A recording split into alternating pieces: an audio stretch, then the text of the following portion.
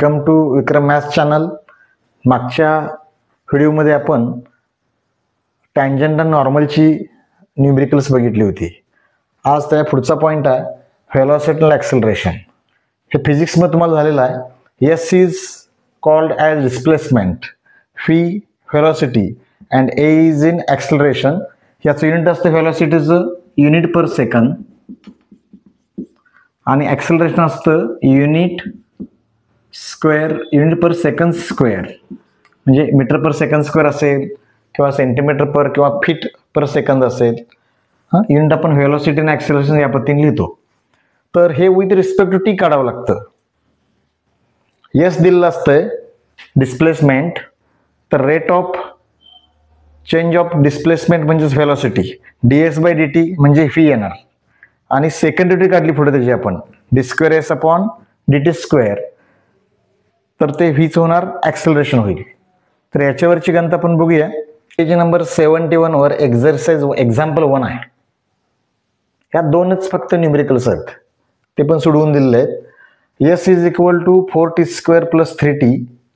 हे S displacement of car दिलेला आहे आणि टी दिलाय तुम्हाला 20 सेकंद. S is given in metre and सांगितलंय find out velocity and acceleration at 20 सेकंद काढायला सांगितले.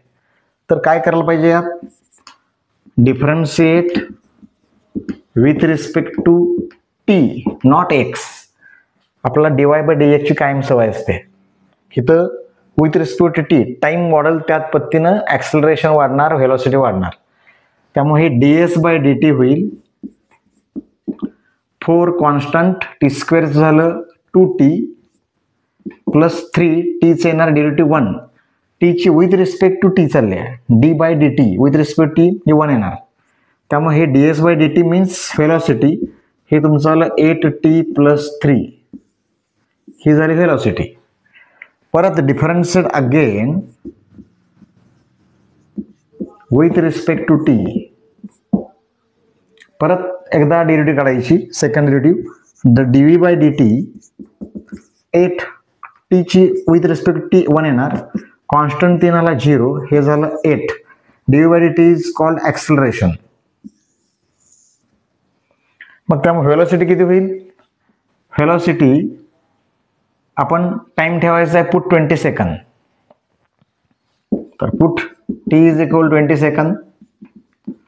फी काय येणार बघा, यात किंमत घाला 8 इंटू टीची किंमत घालायची 20 प्लस 3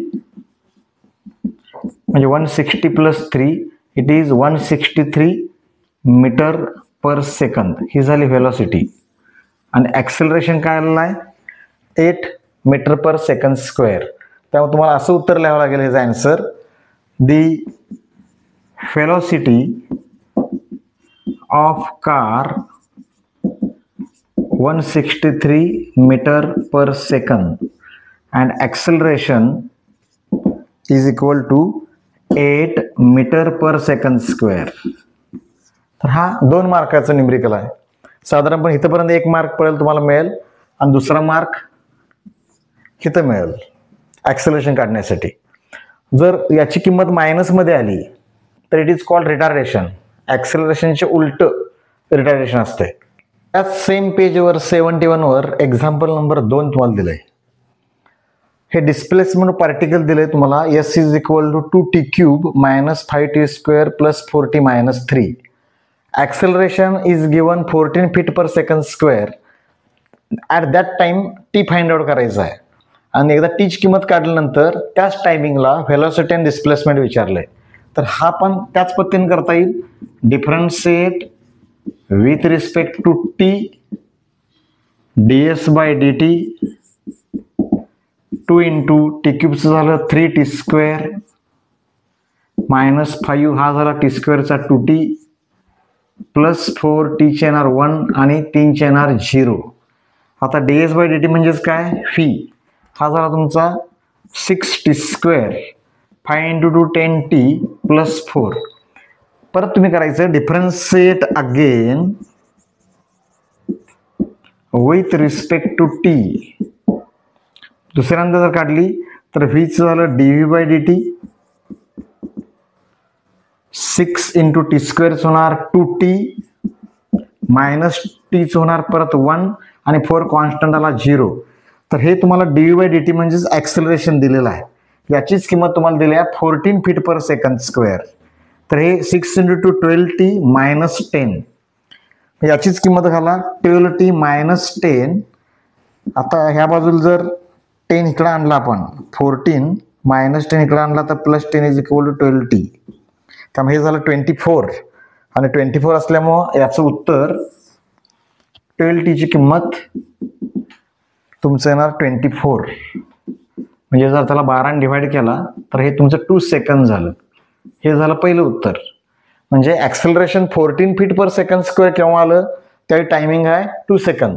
आता या 2 सेकंदलाच तुम्हाला व्हेलॉसिटी काढायची आहे.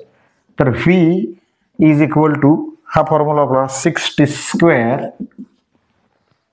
Minus 10t plus 4. यात जर मी टायमिंग घातलं t इज इक्वल टू 2 तर त्याची किंमत अशी होईल 2चा स्क्वेअर 10 इंटू 2 प्लस 4. 2चा स्क्वेअर झाला 4. 6 इंटू 4 24. परत हा 20 प्लस 4. त्यामुळे 28 मधनं 20 गेलं 8 मीटर पर सेकंद राहील. ही झाली व्हेलॉसिटी. आणि displacement S is equal to हे दिलेलं आहे त्यातच किंमत घाला direct 2t cube minus 5t square plus 4t minus t. यात जर आपण किंमत घातली परत 2 व्हॅल्यू तर 2चा क्यूब 2चा स्क्वेअर प्लस 4 2 मायनस 3. 2चा क्यूब 8 इंटू 2 16. 2चा स्क्वेअर 5 इंटू 4 20. 4 into 2 8 minus 3. हे 16 ने 8 झालं 24 मायनस 20 मायनस 3 मायनस 23. हे तुमचं उत्तर आलं डिस्प्लेसमेंट 1. आता तुम्हाला देताना काय दिलंय फीट मध्ये दिलंय फीट पर सेकंड स्क्वेअर. त्यामुळे इथे तुम्हाला मीटर पर सेकंड स्क्वेअर नाही करून चालणार. हे तुमचं फीट पर सेकंड स्क्वेअर येईल.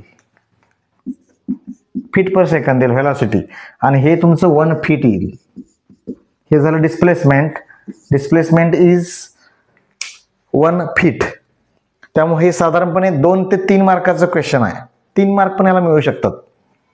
त्यामुळं ॲक्सेलरेशन दिलंय आणि हे 2च न्यूमेरिकल दिलेले आहेत आपल्या ह्याच्यात.